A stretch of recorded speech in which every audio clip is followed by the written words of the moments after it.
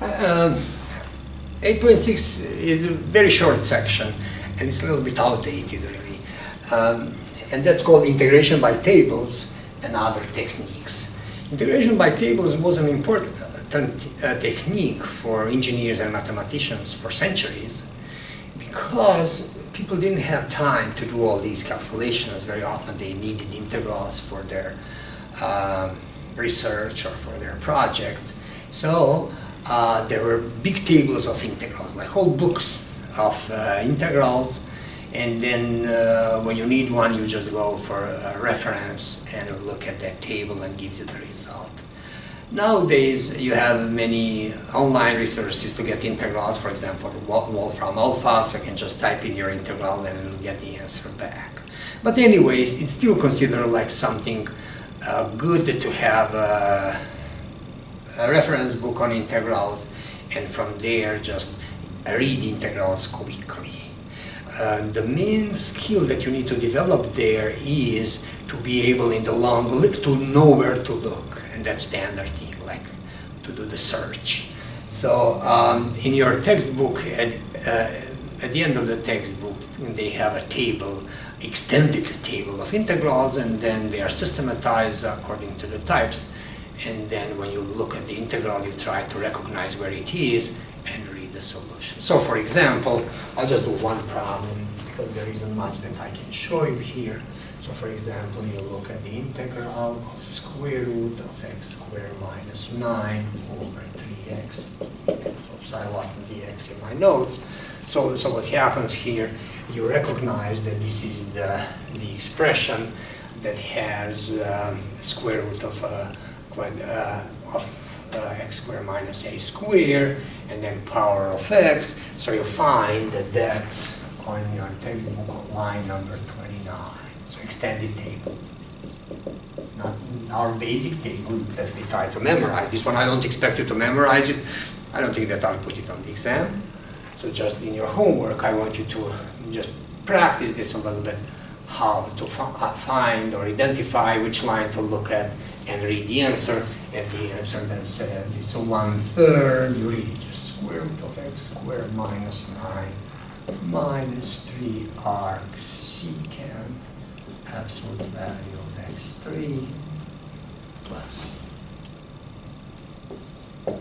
c, and that's it. So that's how this goes. As I said, for the other problems, you just identify them in the table and read the answer. So this is just more like a reference. But that other techniques have something that people sometimes neglect, and this is an important technique. And please pay attention to this second part of the section.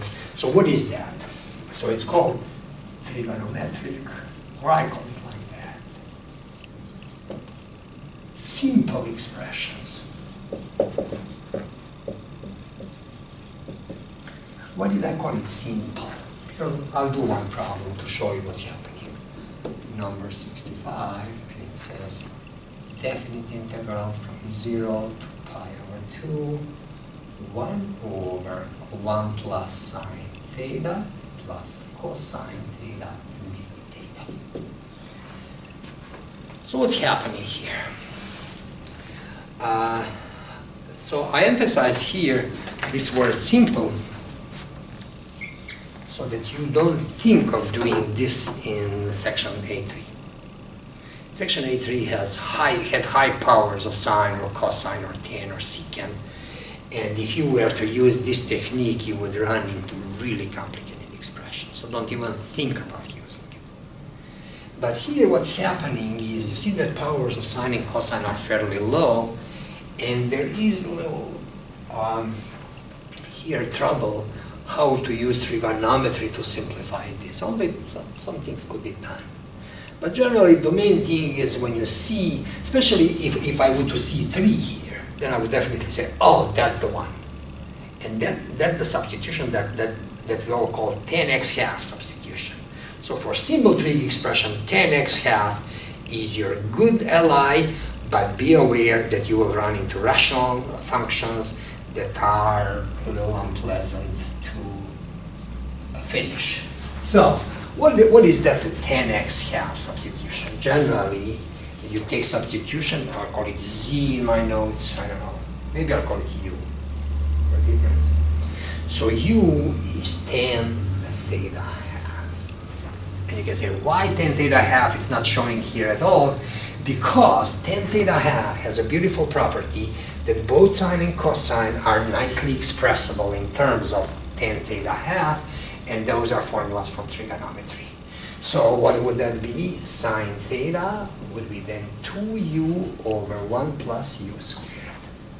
And those are 10 half formulas from trigonometry, so just trust me that that's what it is, or do the trigonometry and you will see that. And this is what you need to memorize. So formula for, so that's called 10x half or 10 theta half substitution.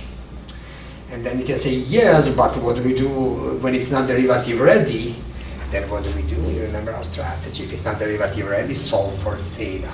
So when we solve for theta, we get the following. Arc tan u equals theta half. So theta is 2 arc tan of u. So d theta is 2 du over 1 plus u squared. The derivative of arc tan u is 1 over 1 plus u squared. There is an extra 2, there is du. Here it is, everything could be substituted. It will be integral, of course, we'll adjust the limits, but let's do the algebra part first.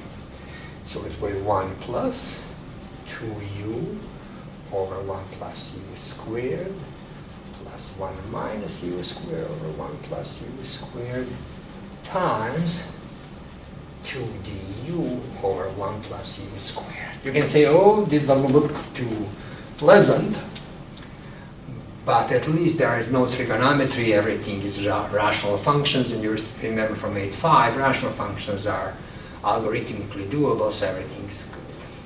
But here I also need to make a substitution of limits, so when theta is 0, u is tan 0, which is 0.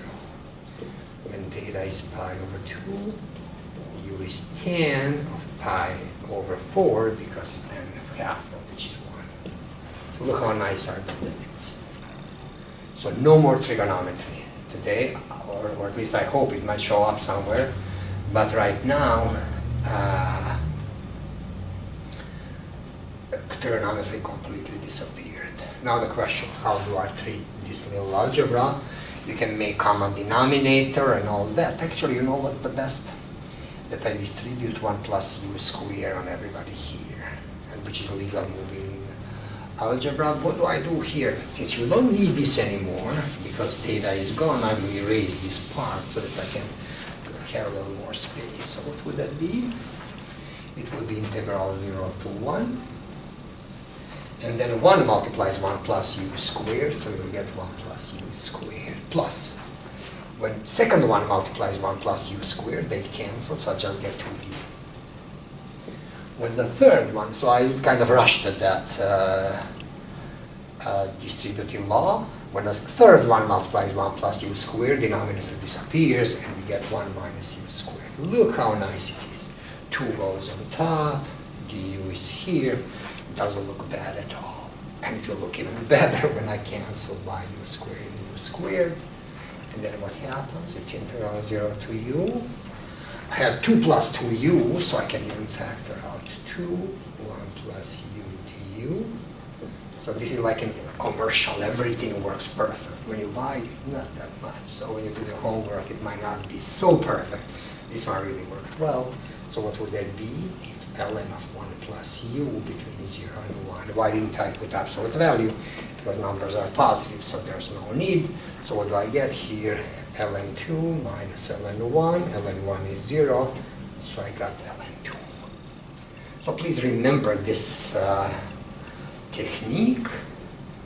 It is legitimate candidate to show up on the exam. It's very nice. Look how nicely it worked. A little memorization needed here. So those are trig formulas.